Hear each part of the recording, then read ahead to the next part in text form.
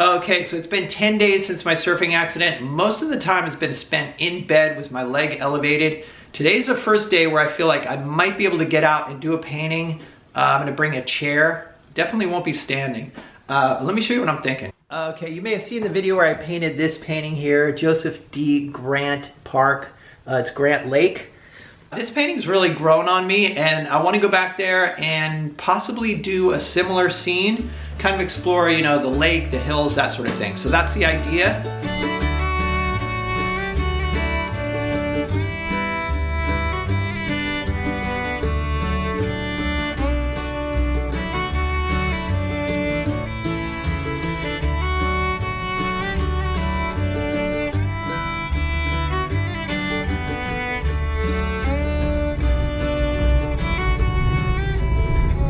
All right, so I think this was a good call. I mean, it's kind of breezy here, but it is beautiful.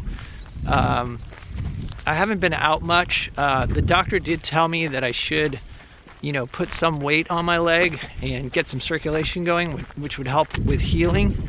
So every time I stood up to get food or whatever, I'd walk down the block and back, and then quickly get in bed and put my foot up. So today's the first day where it's kind of like walking actually feels pretty good. It's standing that's difficult. All right, so I'm thinking of doing this tree here, a little bit of land, and then there's some clouds forming in the sky. Definitely gonna work with the grading of the sky, how it's more like ultramarine down to a more cerulean as it gets lower. I might add some of these hills over here to create interest. Not sure. I've got the Anderson easel today. Brought myself a chair. Kind of breezy, so I've set up the panel so that it's in line with the wind. Got my usual palette of colors. Going to be using liquid today, and a 14 by 18 inch panel.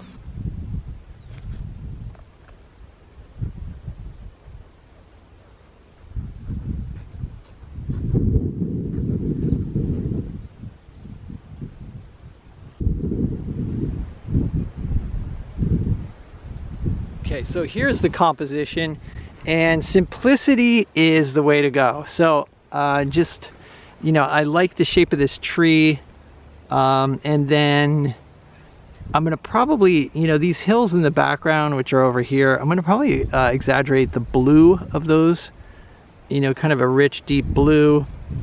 And then also there's, you know, I just kind of sketched in a cloud pattern here. I'm not sure what I'm gonna do with that. They're constantly changing. The next step is to block in the dark shapes of the tree. Okay, so for the darks, I'm using ultramarine and alizarin crimson. Definitely pushing it a little bit towards red here, and mixing in some liquid and a little bit of odorless mineral spirits as well. Want to keep it nice and thin. I'm using a fairly large brush, number 8 natural bristle flat, and it's brand new, so the bristles are really long. Kind of nice to indicate like where the trunk is and where some of the upper branches are.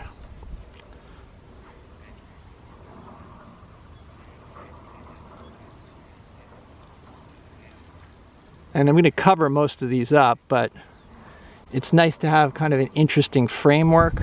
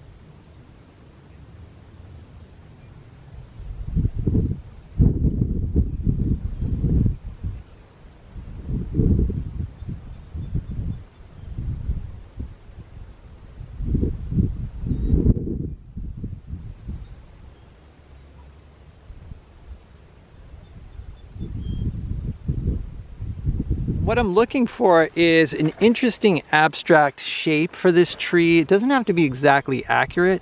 Leaving little bits of, you know, little sky holes in there, little areas that are unpainted. They're not exactly accurate either, but as long as I have a nice design for the tree, obviously that's the main feature, so I want to make sure I like what I see there, and so far so good. I mixed up a little bit of sky color here using some phthalo and titanium white, and I need to make sure that this color is dark enough so that it's saturated, and then that it also allows the clouds to stand out, because the clouds are going to be the lightest part of the sky. I'm just going to kind of leave some random areas for clouds, and as I mentioned, the sky is going to get more like an ultramarine as it goes higher. And I can always lighten this if I want to, but I'm going to start right here, and then I'll get a little bit of ultramarine, and then I'll go up here with the ultramarine just to kind of see if I'm getting the right, grading from top to bottom.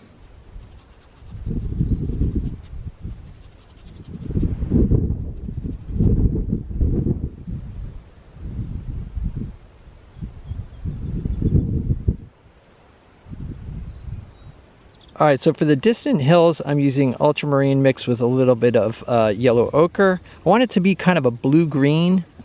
I can always warm it up later if I want to. Yeah, that might be a bit cool. I'm not sure. I'm gonna leave it though for now. And there's gonna be some shrubs here that are gonna be a lot warmer, brighter and warmer greens.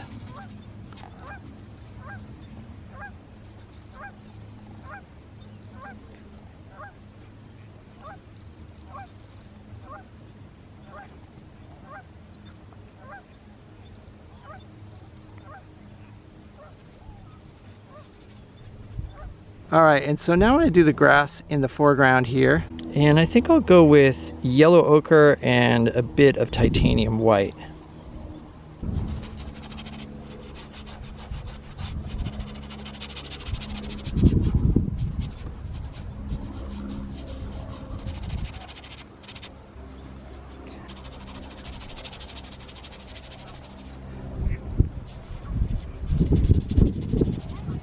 There's kind of a purplish color in the shrubs here where the branches are visible.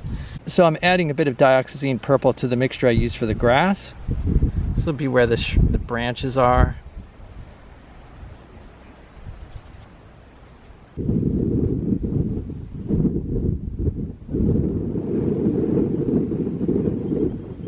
Okay, so I just sort of suggested the bottoms of the clouds using a mixture of ultramarine, white, and dioxazine purple, making it a little darker than the sky. And then the light portion here, I'm gonna mix the color for that now. I'm gonna start with titanium white with a touch of alizarin crimson, kind of making it a pink color. And I can always add other colors to this, like warmer or like yellows or whatever. But I'm gonna start here.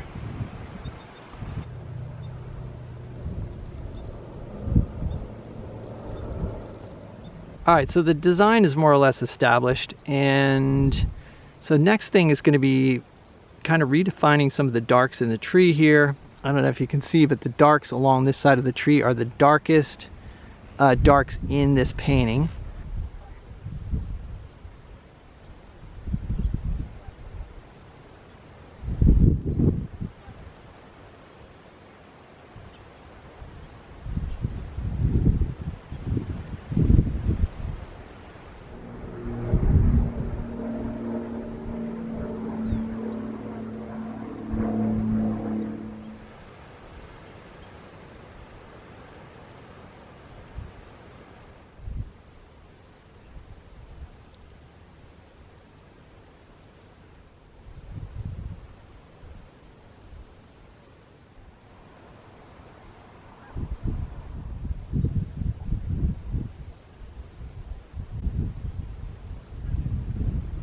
All right, so I'm liking the design here, making sure to keep the tree kind of irregular, the shapes are regular.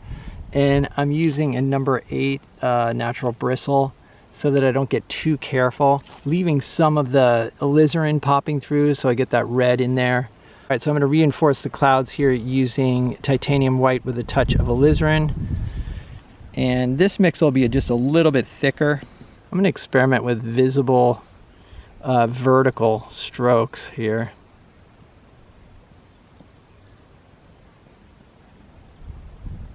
There again, I want these clouds to be irregular in shape as well.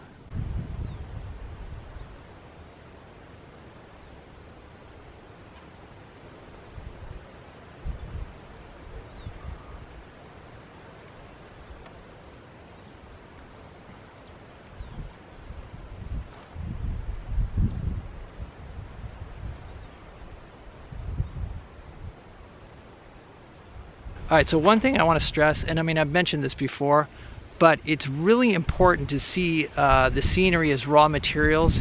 You're trying to create a really nice or strong abstract design. So at a certain point, I start looking at the painting more than I'm looking at the scenery to make sure that the shapes and colors and values are all interesting and that it's making for a nice painting.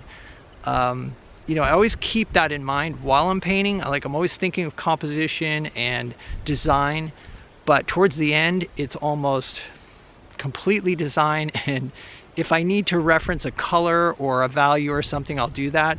But for the most part, I'm not looking at the scene anymore, and I'm just trying to make a good painting. So I just lighten up the hills here a little bit, especially right over these plants to get some kind of separation and depth. But I'm gonna leave it there. We'll go back to the studio and take a look. Okay, so here's what I finished up with. And there's some things I like and some things I need to fix up. I do like this sort of the motion in the ground here, in the foreground. Kind of directing your eye out into the distance, into the clouds, and then, you know, the clouds kind of receding a little bit in this direction. There's some things in the tree that need fixing. Could be nice to have a few branches or something showing in there. But overall, I like the color and value of the tree. I think these lower sky holes actually work pretty well. And there's still some red that's visible, which I think is a nice complement to all the green. The red was from my alizarin crimson ultramarine mix when I laid in the darks. And some of that's still pretty transparent. You know, these distant hills were pretty dark, but I could lighten them up a bit. I like the fact that they're blue. They're kind of more of a like blue-green. Either I could lighten those or maybe punch up the light on the top of these little shrubs. Now that could be good. Leave it the color it is, and then, you know, that'll make the highlights or the lighter portion of the shrubs stand out. There wasn't a lot of interest in the grass in the foreground, so I just kind of started playing around, and you know, ultimately I ended up liking what I was seeing, even though it wasn't, you know, an accurate representation of the scene. It worked for the painting. All right, so I hope you guys enjoyed this video. Let me know what you think in the comments. If you'd like to help support the channel and see some extra videos, there's a Patreon link down below. Other than that, stay creative, and I'll see you guys in the next video.